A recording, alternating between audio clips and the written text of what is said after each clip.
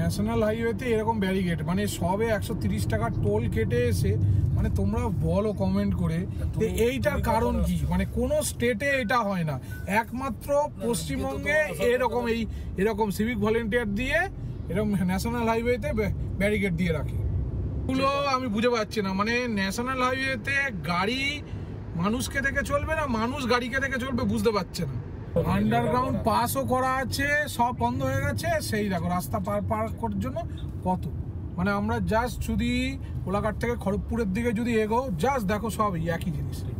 নিচে আন্ডারপাস আছে কিন্তু দেখবে সেগুলো সব বন্ধ করে দিয়েছে, মানুষ দোকানপাট করে দিচ্ছে। তোমাদের দেখাচ্ছি দাঁড়া, ব্যারিকেড করা সামনেই আছে, জাস্ট একটু এগোলেই তোমরা দেখাচ্ছি, সামনে আছে সব ব্যারিকেড করা। মানে টোল রাস্তা, টোল রোডে চলছি আর শুধু ব্যারিকেড আর ব্যারিকেড।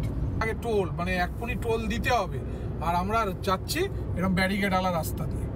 মানে ভারতবর্ষে কোথাও নেই। দেখো পুরো ব্যারিকেড। এই যে আন্ডারপাস বন্ধ, এই কোথায় আন্ডারপাস? এই যে দেখো আন্ডারপাস সব বন্ধ, ঠিক আছে? সব কোনো কাজ করে না। আমার এই গাড়ি নিয়ে রোড ট্রিপ করেছি 5টা স্টেট, মানে ওয়েস্ট বেঙ্গল, উড়িষ্যা, বিহার, ঝাড়খণ্ড,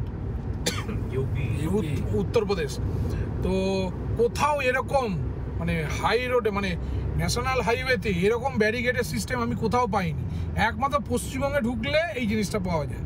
তো তোমরা অবশ্যই কমেন্ট করে বলবে যে এই ব্যারিকেড রাখা উচিত না রাখা উচিত নয়, আর এটাতে কি কি অসুবিধা হচ্ছে, অ্যাটলিস্ট যাতে এটা মানে আমাদের সরকার সচেতন হয় যাতে এই ব্যারিকেডগুলো বন্ধ করে। দেখো আবার ব্যারিকেড, কিলোমিটার আগে জাস্ট টোল, দেখো 4 কিলোমিটার আগে টোল রয়েছে, আবার ব্যারিকেড। আবার এই ব্যারিকেডে যদি তোমার ঠেকেছে তো দৌড়ে সিভিক ভলেন্টিয়াররা চলে আসবে, এটা চলে আসবে তুমি কতটা ঠেকিয়েছো আর তাদের সম্পত্তি কতটা নষ্ট করেছো তার চাঁদা তোলার জন্য। আমার এই ইউটিউব চ্যানেল মানুষ গপ্পকে লাইক, শেয়ার এন্ড সাবস্ক্রাইব করতে ভুলবে না কিন্তু।